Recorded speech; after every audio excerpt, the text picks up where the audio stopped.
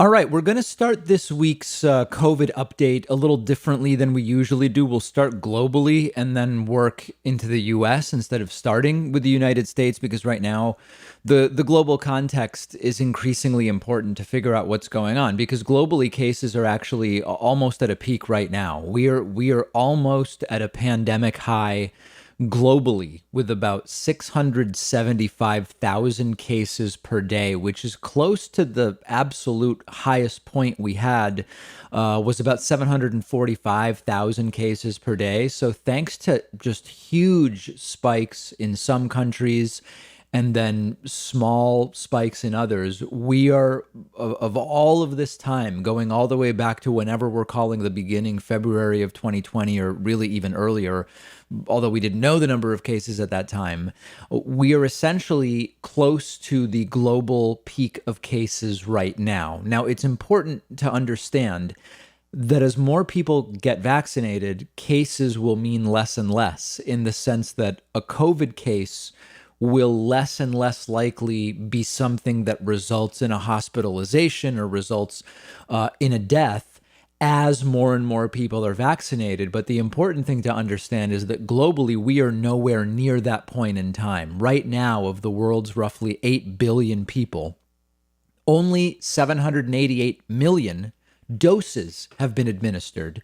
And since some of those, are two-shot regimens, under 1% of the global population has been vaccinated right now. So for now, a global case spike does mean more deaths eventually. The cases right now are highest in India, Turkey, here in the United States, in Brazil, in France, and Poland. Those are the top 6 right now. So with that as the global context, what's happening here in the United States? Well, let's now take a look. Cases in the United States, sort of level, slight uptick, bottomed out around 55,000 a day. Now back up to about 65,000 cases per day.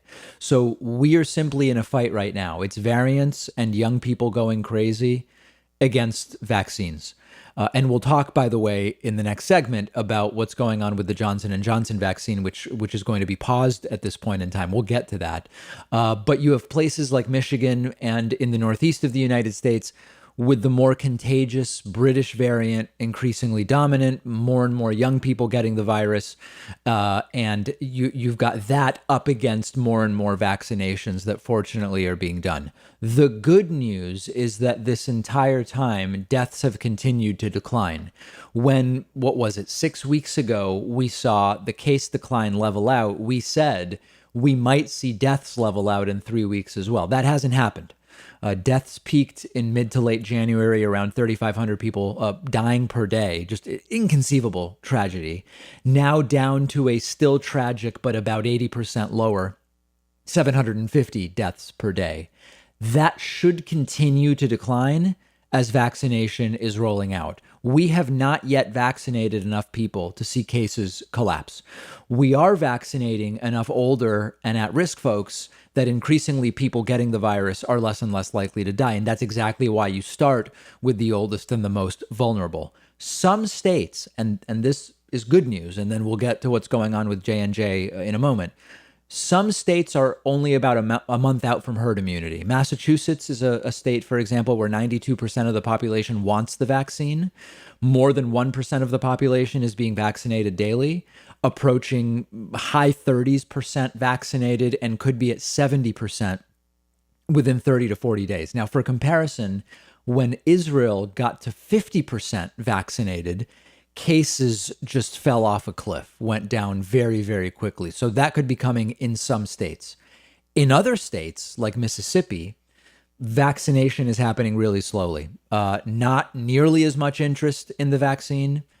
Many unscheduled, appointments in Mississippi that are just remaining unscheduled and available. So it remains to be seen what happens there. Now, as far as vaccination, we saw another single day record of 4.6 million doses on Saturday, nearly another 3.6 million doses on Sunday. These are really incredible numbers. So the playbook is keep vaccinating anyone at risk that you can convince as to the importance of getting vaccinated, that's great. And then don't go crazy just yet. We know that the Pfizer vaccine is less effective against the South African variant.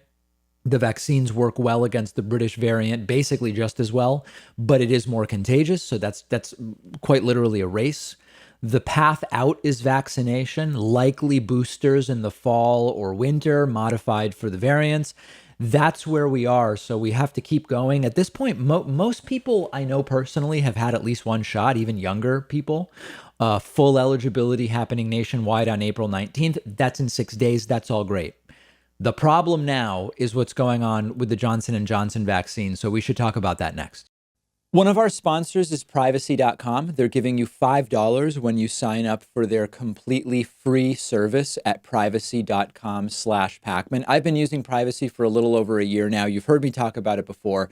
It's a lifesaver, and here's how it works. Takes just a couple of minutes to set up. Anytime you buy something online or on the phone, instead of actually using your real credit card number, the Privacy app and the browser plugin let you give each company a randomized virtual credit card number that you create out of thin air. It'll even autofill the card number with one click. And the payment is taken out of your checking account without the merchant ever knowing your real information. So this allows you to keep your banking information secure, but also to take control of your finances. You can create up to 12 of these virtual credit cards a month. You can set spending limits. You can freeze them. You can delete them anytime you want. So when you do this, it means you're not going to be charged when you don't want to be, because you can destroy the virtual card number right after using it, which, for instance, I love using free trials because I know I won't be charged when the trial is over if I use a virtual credit card number. You're keeping your identity private by not telling companies who you are. You're keeping your bank or credit card info protected against data breaches and identity theft, and it's free. And like I said, you'll get $5 to spend when you sign up at privacy.com/Pakman.